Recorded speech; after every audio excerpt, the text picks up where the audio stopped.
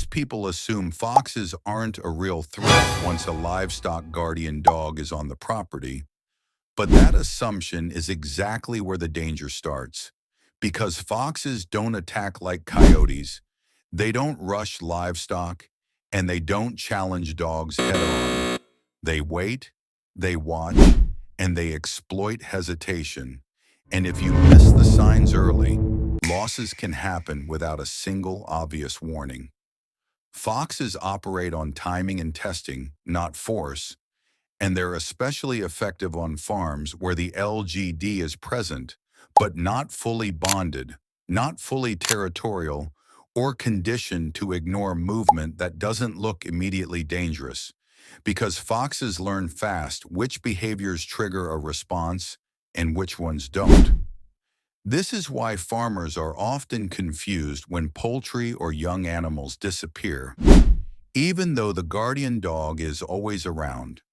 Because foxes rarely strike when the dog is alert and engaged. They strike during quiet transitions, feeding times, dusk routines, moments when the dog assumes nothing is happening. And every time a fox approaches without being challenged, it records that as permission. That's where tension builds because the farm looks protected on the surface, but underneath, the fox is mapping blind spots, learning patrol patterns, and waiting for the lowest risk window. And if the LGD doesn't interrupt that process early, the fox doesn't need to fight. It just needs consistency.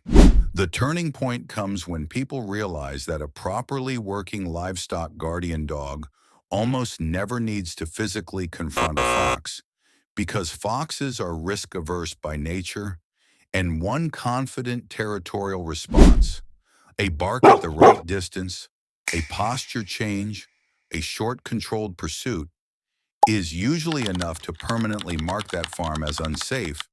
But when LGDs fail against foxes, it's almost never because the dog is weak, lazy, or incapable. It's because the system around the dog taught the fox that pressure was optional. Young LGDs are especially vulnerable here because they haven't yet learned that foxes count as predators worth addressing, and many owners accidentally reinforce that gap by allowing dogs to sleep away from stock, over-socialize with humans, or treat fox sightings as harmless background activity, not realizing that foxes are studying those decisions in real time. Another common mistake is assuming size alone equals deterrence, believing that because a Great Pyrenees or Anatolian dwarfs a fox, the problem solves itself, when in reality foxes don't fear size. They fear unpredictability and consistency. And if an LGD doesn't apply pressure every time, foxes adapt quickly. The release comes when you understand that farms which never lose animals to foxes aren't relying on aggression or constant chasing, they're relying on presence, pattern disruption, and territorial clarity.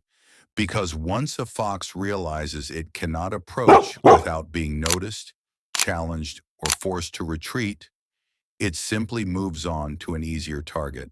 This is why some farms with younger or smaller LGDs succeed, while others with large mature dogs struggle.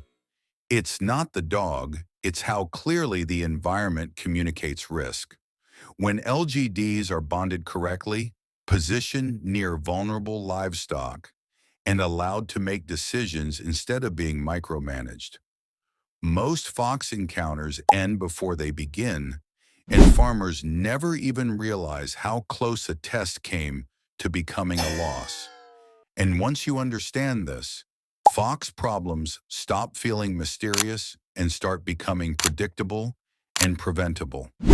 If you want more real-world breakdowns like this, not theory, not hype, just how these situations actually play out, make sure you subscribe, because most livestock losses don't come from obvious predators. They come from the ones no one explains until it's too late.